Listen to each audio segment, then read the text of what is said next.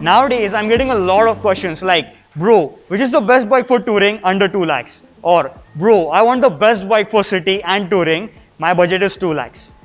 Well, honestly, I'm getting really fed up with these questions nowadays and I've stopped replying to them. But now, as I'm here at the Bajaj dealership, I have with me two of the best touring machines that money can buy under 2 lakhs, which is the all new Bajaj Dominar 250 and the BS6 version of the Pulsar RS200.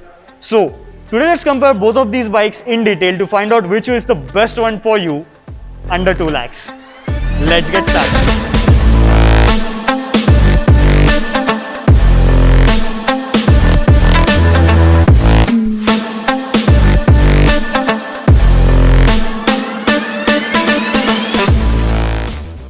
It's obvious. The design of these two is poles apart. One looks edgy, sharp and on your face while the other looks muscular and mature. The looks of the RS are amongst the most polarizing among all Indian bikes out there. Some just love it while the others literally get sick while looking at it. The Dominar on the other hand follows a safer design language as it does not get flashy colors, alloys or stickering.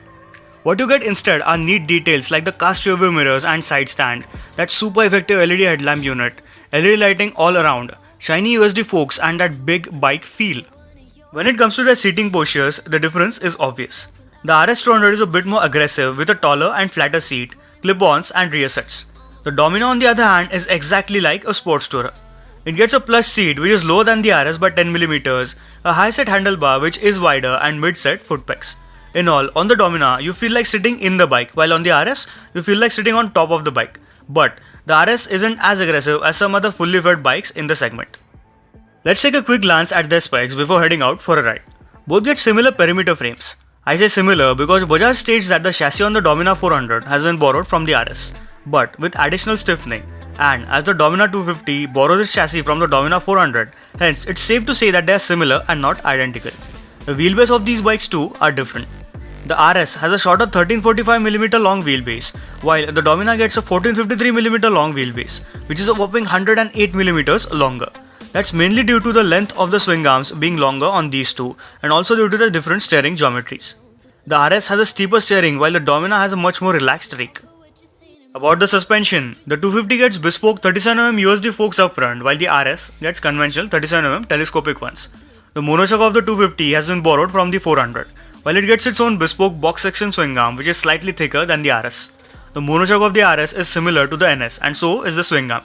Braking duties are carried out by 300 and 230mm discs front and rear respectively for both. But the RS gets pedal discs while the 250 gets conventional ones.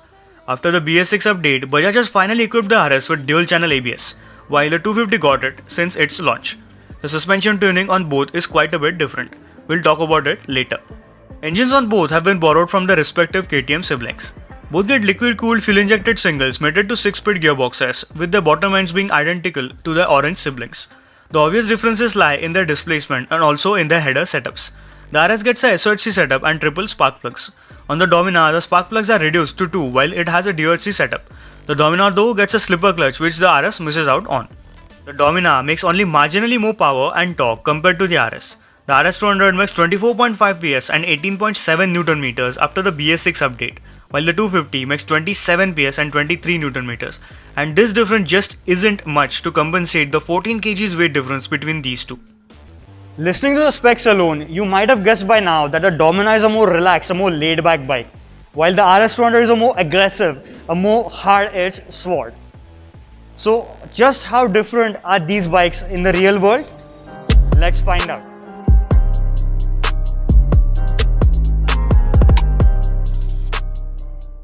Just like their design, the handling of these bikes too is poles apart. One is made for straight line stability while the other to be as agile and nimble as Bajajly possible. The Dominar has a longer wheelbase, heavier curb weight and a softer suspension setup that translates to crazy straight line stability. But when it comes to changing directions swiftly, you must attend a riding school if you are a newbie.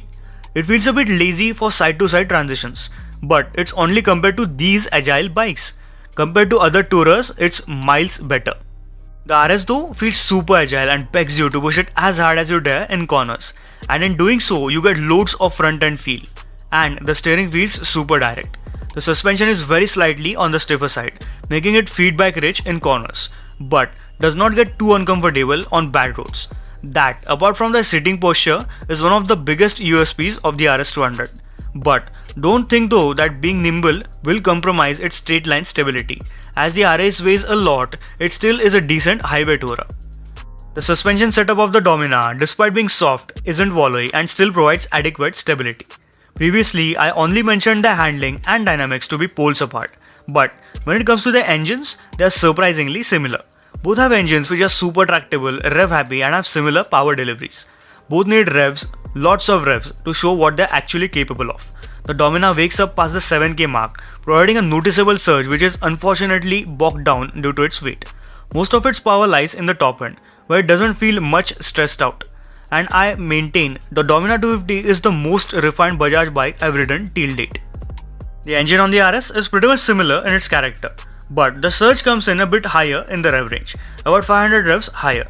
For the RS, you need to ring it hard and keep it past the 7500 mark to extract peak performance. Just like the 250, the engine on the RS is refined, but it does feel a bit gruff compared to the Domina. Exhaust note of both bikes sound sweet. Have a listen.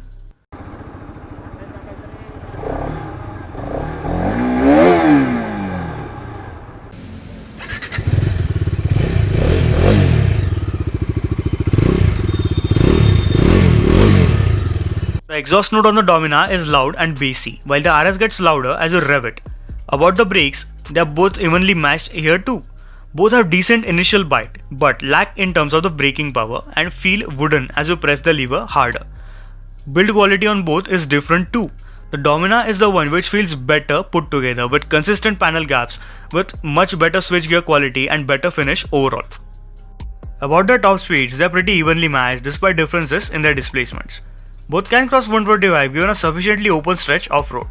About the mileage, the RS will return marginally better mileage, but if you ride it aggressively and as both bikes need revs, the mileage will drop below 30 on both immediately. Both get a 13-litre fuel tank. About the touring though, they will return similar mileage. As a result, a tank range of around 430 to 450 is easily expected. So in conclusion, which one among these two should you go for? And the answer is obvious. If you want a very relaxed, a very laid back, comfortable mile muncher, the Domina 250 is the one to go for. But the RS200, despite being considerably older than the 250, makes a much stronger case for itself because the wide range of capabilities which this bike delivers or is capable of is simply impressive. So if you're a more sprightly person and want a bit more fun compared to the 250, the RS200 is still the one to go for, because it offers more fun and can do touring really well. So that's pretty much it from my side. Special thanks to Pagaria Bajaj for providing me both of these bikes for a detailed comparison. Contact details are in the description down below. Don't forget to hit that like button and subscribe to the channel right away. Thanks for watching. I'll see you next time. Bye.